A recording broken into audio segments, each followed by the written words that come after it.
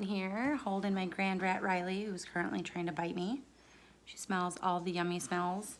And I'm finishing up dinner. I'm simmering our soup. We're having black bean soup tonight, which is really good, and it is a family favorite. So I'm super thankful for that, because then I can make one meatless meal for all of us and we're good to go.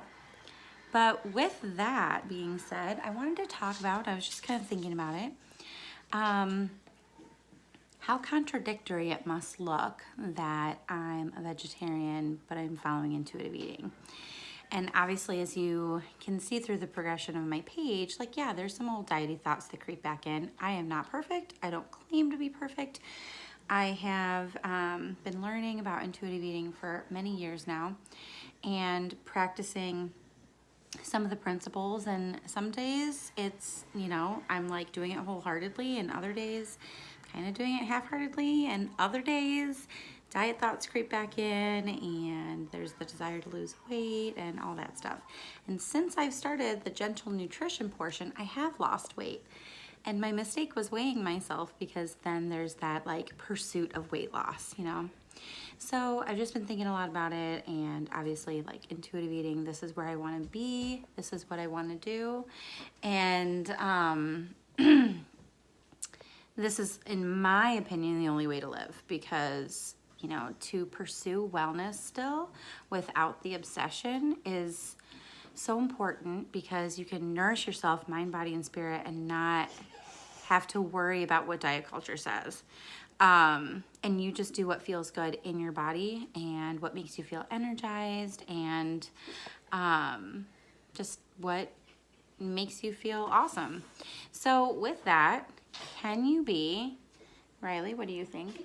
Can you be an intuitive eater and be a vegetarian? And I say yes. I say yes because you have to figure out what your why is. And my why is, I honestly feel my best when I'm eating vegetarian meals. And I get excited about food. I get excited about cooking. I get excited about going to restaurants and seeing all the different vegetarian meal options. I don't know. I can't really explain it. I just feel like that spark. It lights me up. Also, the fact that, I'm not eating animal meat makes me feel good too. It's my own personal decision. Yes, I still have dairy, so I know that there can be an argument for that. But just overall, mentally, emotionally, physically, it makes me feel really good. So that's my why. The times where I have tried really hard to be vegan, I would get really hangry. I'm getting more in touch with my body now to where I know when I need more fat. And I would just get like really hangry and angry. I know it's the same thing, and get headaches and feel lethargic, and just, I kind of thought, okay, being vegan is like the next natural step, right? Because being vegetarian isn't good enough. Well, and the more I've been thinking about it, like, yes, it's good enough. It's more than good enough, because it's what makes me feel like I'm thriving. It's what lights me up. It's what excites me, and that's what matters. So as long as you're rooted in what your why is, and your why doesn't have anything to do with changing your body, the desire to lose weight, or anything like that. If it's, generally you enjoy it, or maybe you're an animal activist, or whatever it is.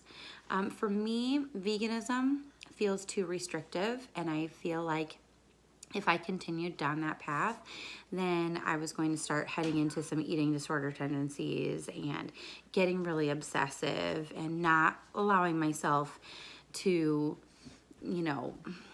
have fun with food, and feel like I can't go to parties and eat what's there and all that other stuff. So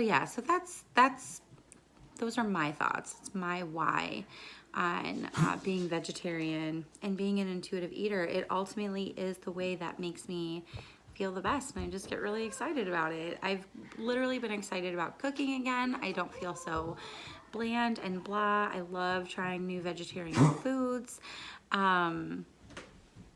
yeah, it's just exciting for me. So even if you're not a vegetarian, you can still follow me and you can still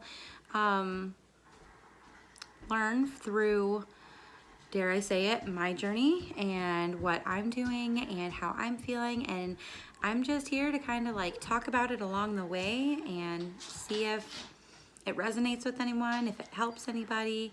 Just kind of putting myself out there. So it's going to ebb and flow. And, you know, there's times where my mind slips into diet culture. Like right now, I'm having a struggle with the scale again, and I need to work on giving that up and just figure out why I feel so tethered to it and why I feel like those numbers matter. But yeah, so forgive me if this is rambly, if it's not super coherent, it doesn't make any sense. But those are just some thoughts I wanted to share. And the other revelation I had just the other day is, so I've been, like I said, I've been dabbling in intuitive eating or working on some of the principles or a lot of it for probably the better part of about 6 years. So it really is a process. And for some people, it's a process that is a little faster. And for other people, with going back and forth like myself, and you kind of get hung up on certain things, certain thoughts, certain patterns, it takes a little bit longer. So when I was at the allowing all foods stage, then it was almost like I looked at, this is gonna sound really weird, so let me know if you resonate with me, fruits and vegetables as like diet foods, or I don't know, there's some other things, maybe like green smoothies. I genuinely do like those. Or certain salads or hummus. It's almost like my brain was like, nope, that's a diet food and you can't be an intuitive eater and eat a diet food. Well, first of all, that's not a diet food. It's a really good food, a really nourishing food, and any food can be nourishing really, but it's not a diet food. But our culture kind of has those health foods, you know, listed as diet foods, and this is what you do to get skinny, and you know, eat this rabbit food and hate your life, but being thin is worth it. So I kind of had to deprogram myself, but I let myself come to that naturally. When I wasn't comfortable in my body anymore and I just felt intuitively that something needed to change, that's when I was like, you know what, I think I'm ready for gentle nutrition. And that's where, you know, vegetarianism and all of that came back into my life, because it's been in and out of my life for many years. And yeah, so it's all a natural process. And working on intuitive eating is getting to know yourself in a deeper way than maybe you've never really known yourself before. If you can listen to your body's signals for hunger and fullness and cravings and what your body desires at the time, movement, friendships, spiritual practice, all of that, then you're really honing your intuition for other things as well. It's not just about the food. It goes a lot deeper than that. So yeah, I'm going to keep working on it. I'm going to keep doing my thing, and you guys are welcome to come along with me, and I'll just keep sharing here about what I'm doing. So thank you for watching, and I will be back with more good stuff.